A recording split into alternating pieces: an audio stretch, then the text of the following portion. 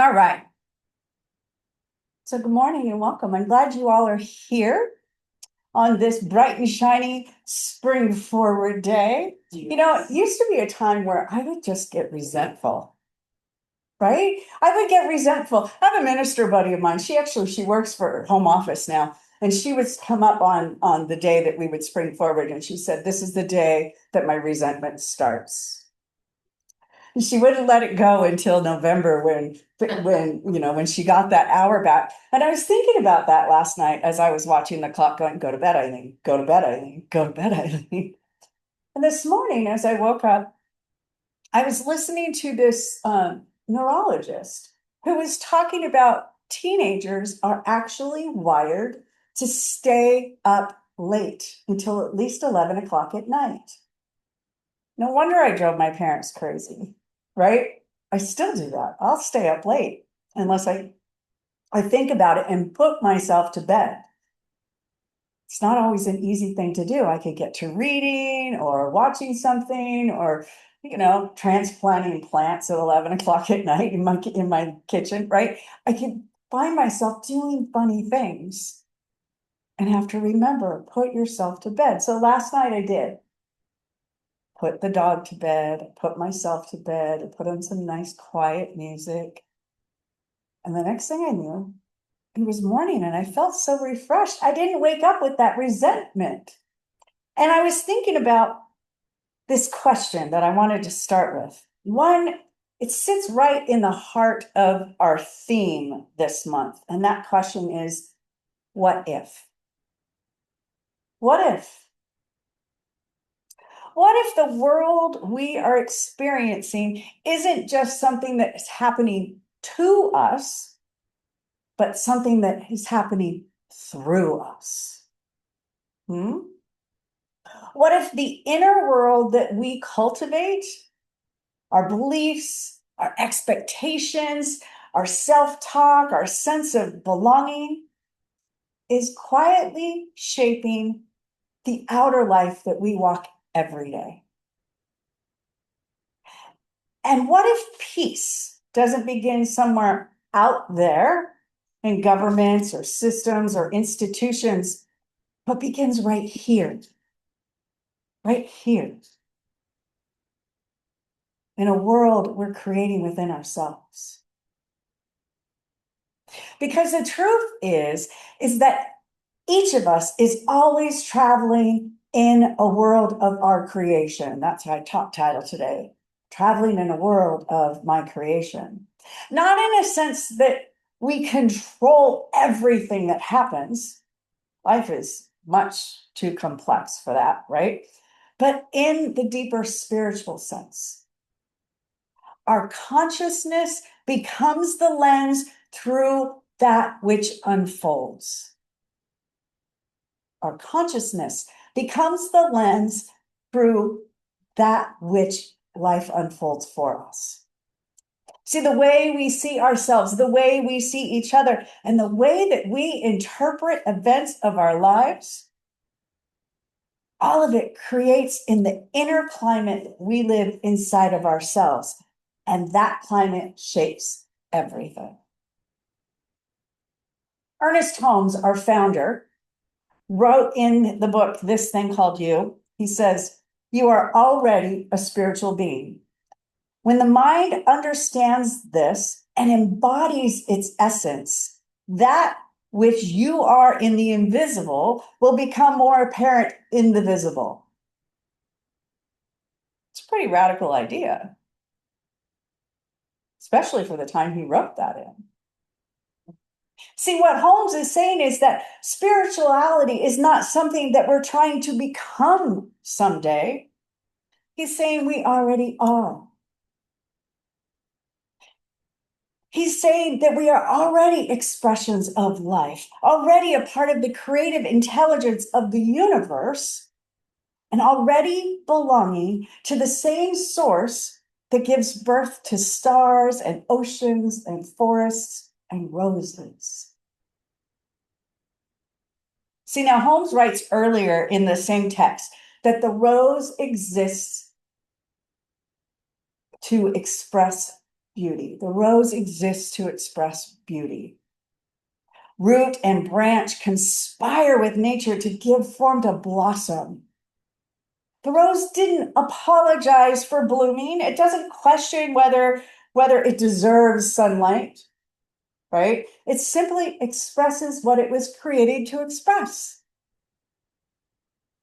And Holmes reminds us that the same creative impulse lives in us. The desire to love, the desire to create, the desire to contribute, and the desire to belong. See, now these aren't flaws of ego. These are movement of life itself.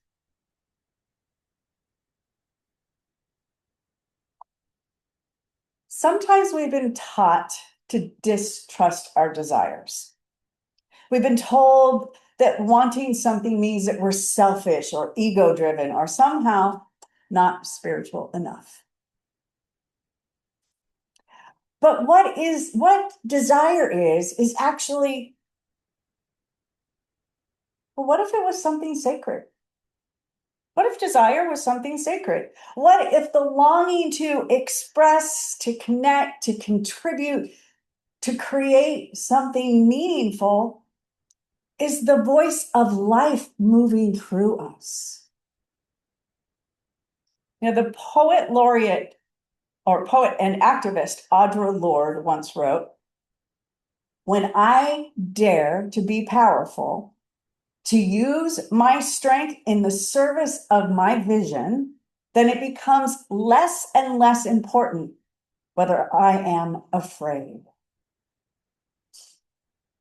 Notice what she's pointing to, not the absence of fear, but the courage to let the vision inside matter more than the fear around it. Because every genuine desire carries a question with it. And that question is, will you trust that you belong here enough to express it? Will you trust that you belong here enough to express that through yourself? I want to tell you a story about a friend of mine, Raquel. I was recently reminded of this, and I don't know what brought it up in my mind, but Raquel felt a quiet but persistent desire to start a community art program for kids in her area. Nothing fancy, just a space where kids could paint and make things and express themselves. But she kept talking herself out of it. She'd say things like, "I'm not an expert," or "someone else could do better," or "I don't even know where I would start." Hear this over and over and over. But she really had this dream. She really had the desire. And what we figured out together was underneath all of that was a deeper question. Who am I to do something like this? Have you ever had a moment like that? Right? Who am I to do something like this? Where something inside of you wants to bloom, but another voice inside immediately starts to negotiate. Yeah. See, now months went by like this, and Raquel was really struggling. And then one day she said to me, she was sitting in her car outside of the grocery store, and she had this moment of realization. She said it felt like something inside her asked a really simple question. What if the desire itself is the invitation? What if the desire itself is the invitation? And she said that stopped her because suddenly the desire didn't feel like pressure. It felt like guidance. So she took one tiny step. She posted on social media asking if anyone knew of a place that might host a weekend kids art circle. And within 2 weeks, somebody offered a community room. Within a month, there were 10 kids showing up every Saturday with paint and markers and clay. And a year later, there were 50 kids participating. And my friend told me something beautiful. She said, the moment I stopped arguing with the desire, life started to meet me halfway. See, now Holmes says something very similar when he writes, you are to believe with utmost simplicity and with complete faith that there is a pattern of your being, which is as eternal as God. This pattern is seeking to manifest through you. It wants to manifest through us. Who do we think we are to get in its way? Right? Think about it. A pattern of your being, nothing that you need to force, not something you have to compete for, but something already alive inside you that simply wants expression. Kind of like Laura Lee's song, right? She got a prompt, and this song wanted to express itself through her. And we got to witness it today. So spiritual work becomes less about fixing ourselves and more about trusting ourselves. Trusting the life within us knows how to unfold. So now this brings us to another very important idea. If every person is an expression of the same creative intelligence, then unity must be deeper than sameness. See, unity doesn't mean uniformity. Nature shows this to us everywhere. Look at the forest, right? Every tree grows from the same earth. It drinks the same rain. It reaches for the same sun. And yet every tree is different. Difference isn't a flaw in the system. Difference is the system. Ernest Holmes writes that every blade of grass, every crystal, every drop of water is slightly different from any of its kind. So if unity is real, then difference must be a part of its design. And this has profound implications for how we live together. Because the world we create internally shapes the way we respond to difference externally. If our inner world is based on comparison and fear and competition, difference starts to feel threatening. But if our inner world is grounded in belonging, difference becomes something beautiful, something creative, something that expands the circle of what it means to be human.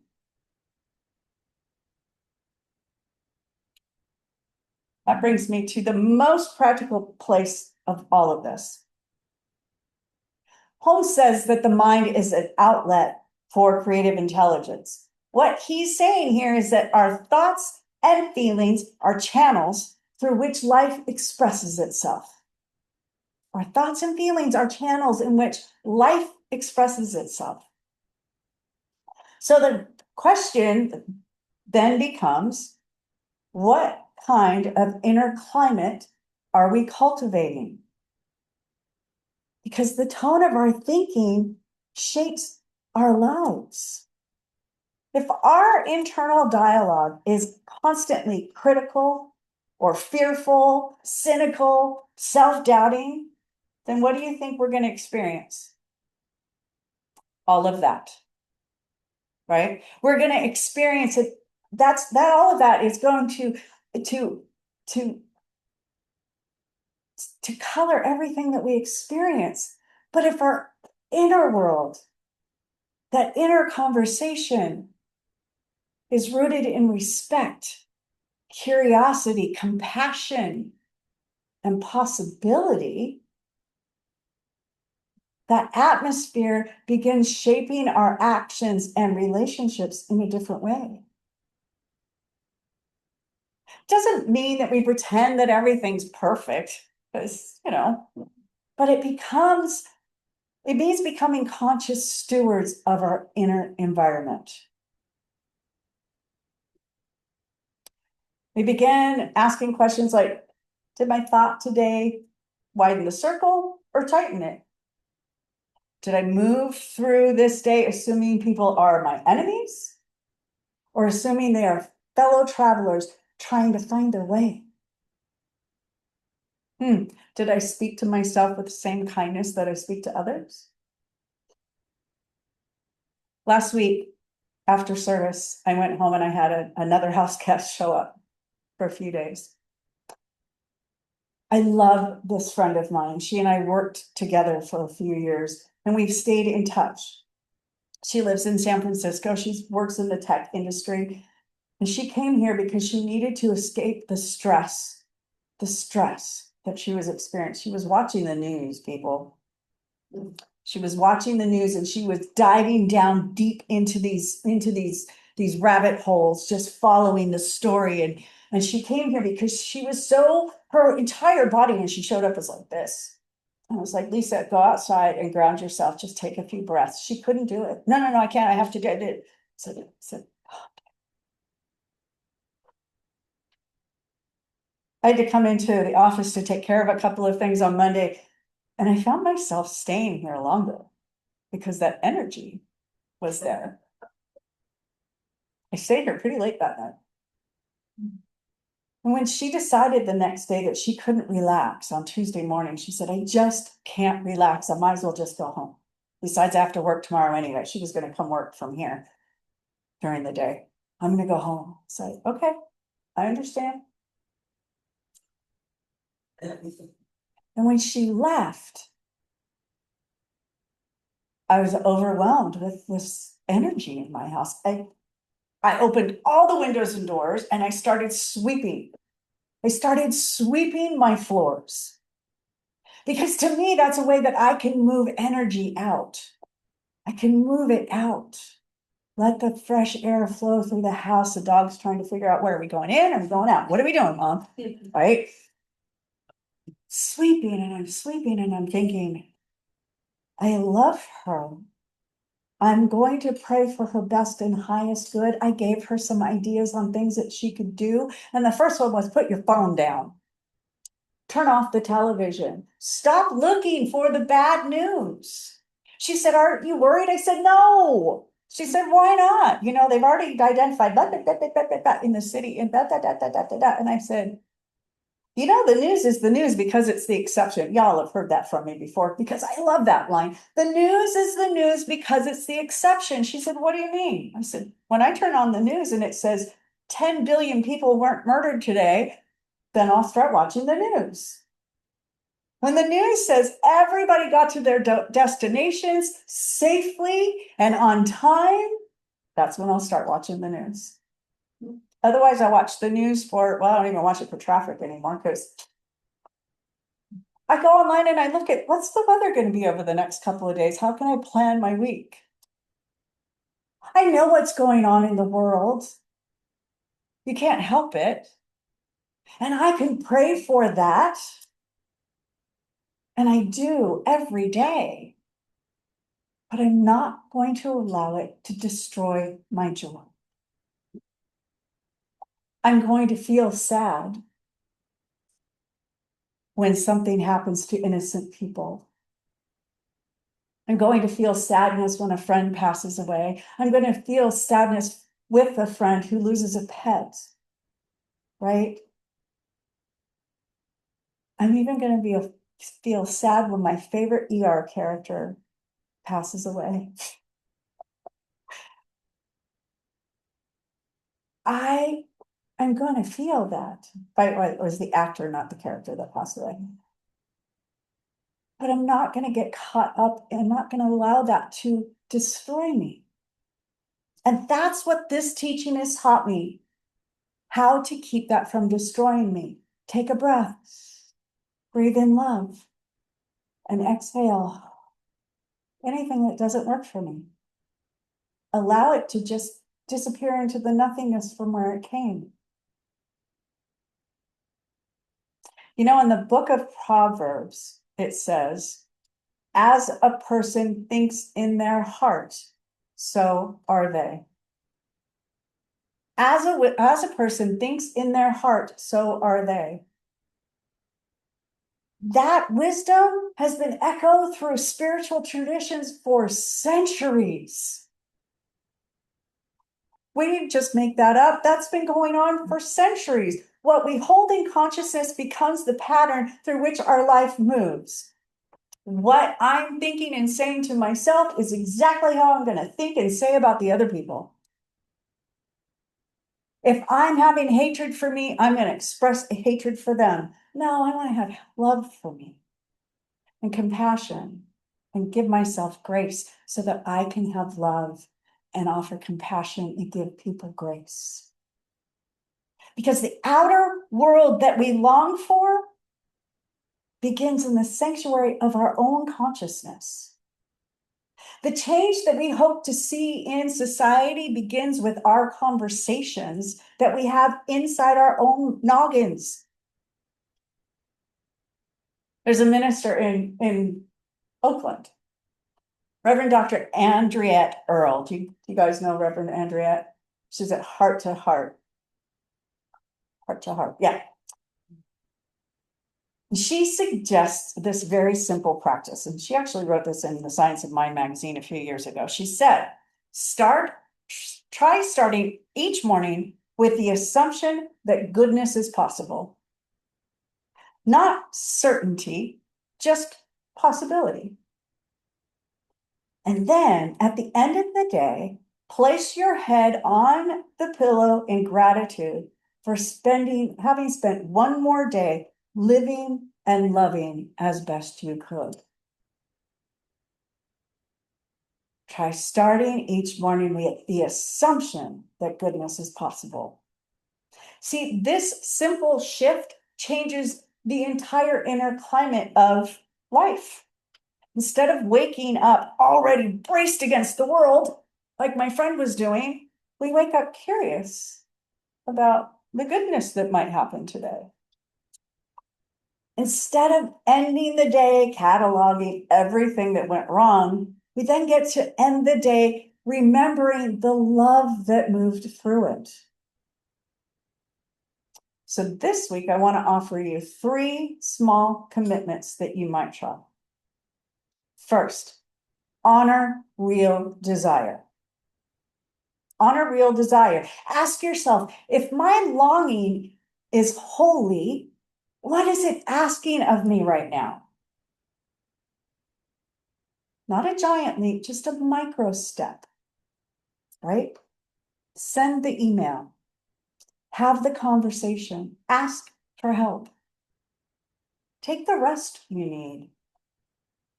And trust that the desire itself might be the guidance. All right, here's the second one. Widen one circle. In a conversation, a decision, or a moment of reflection, ask, who is not yet in the room of my imagination? Who is not yet in the room of my imagination? And make one small gesture that expands belonging. This is what it looks like. Listen longer. Invite someone in. Honor a different perspective. See, unity doesn't erase difference, it celebrates it. Don't shut people down. Listen. And the third one is to curate your inner climate. That's what's going on in your thoughts. Pay attention, people. Pay attention to what you're thinking. When you catch yourself spiraling in self-doubt and self-criticism, just pause and take a breath. And remember the truth that Ernest Holmes offered us. You are already a spiritual being. Life is already expressing through you. You already belong to the same creative intelligence that holds the entire universe together. Invite them in. Doug. Oh, come on in, Doug. So this week, we remember something simple but powerful. We are travelers in a world of our own creation. Yeah? The sanctuary we cultivate within, its tone, its beliefs, its openness, becomes the pattern through which our lives unfold. And when we trust our sacred desires, when we honor difference as divine design, and when we consciously shape the climate of our own thinking, something amazing starts to happen.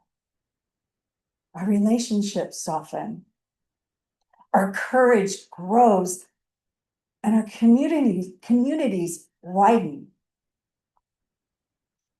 And the world around us slowly begins to mirror the world that we're nurturing within ourselves. So I want to close with this simple affirmation. I'm going to say it once and I'm going to have you repeat it back to me. Peace begins in the world I create within. Peace begins in the world I create within. Yes. See, and from that place, that sanctuary of belonging, compassion, and possibility, we step into the week ahead, allowing life to express itself through us. So let's just take a moment in prayer as we wrap up this day. Knowing that there is only one life, one power, one presence, one energy that moves in, through, and around each and every one of us, we know that it is life experiencing itself as us. It is experiencing itself as each and every one of us. It is experiencing itself as peace and joy and power and harmony. It is experiencing itself through music and community. It is all of these things and more. It is the air that we breathe. It is everything that is seen and unseen. It is the vibrations in the air that you are hearing as my voice. It's that heart connection when we greet another with a smile and we say hello. That we are always a part of, that knows only good, that loves absolutely fearlessly, loves fearlessly through us. And so I'm knowing that for each person here today, every person hearing my voice, and anyone who is in need of prayer today receives this blessing of health and vitality, receives the abundance that they are desiring, whether it be financial, community, flowers, water, that everyone who is wanting to experience more peace experiences it. That every person that wants to experience more love embodies that love and experiences it. That all of our needs are always met. That there is no place where this essence that it stops. It doesn't stop. It keeps moving. It keeps shifting. It keeps gifting us with everything that we may need and everything that we may want in such a way that it becomes overflowing so that we can continue to pass it on and pass it on and pass it on. And I am grateful for this knowingness. I am grateful for this teaching. I am grateful for each and every person who says yes to that divine intelligence, that says yes to that desire that is moving through. Because I know that something absolutely amazing is going to happen. Yeah, it is. Yeah, it is. And so with a grateful heart, I say, thank you, Spirit. Thank you, Divine One. Thank you, God, Goddess, energy, whatever it is that you call it. Thank you. Thank you, thank you, thank you. I like to anchor this prayer, and I invite you to do that with me by taking a breath together. On the exhale, let's say together, and so it is.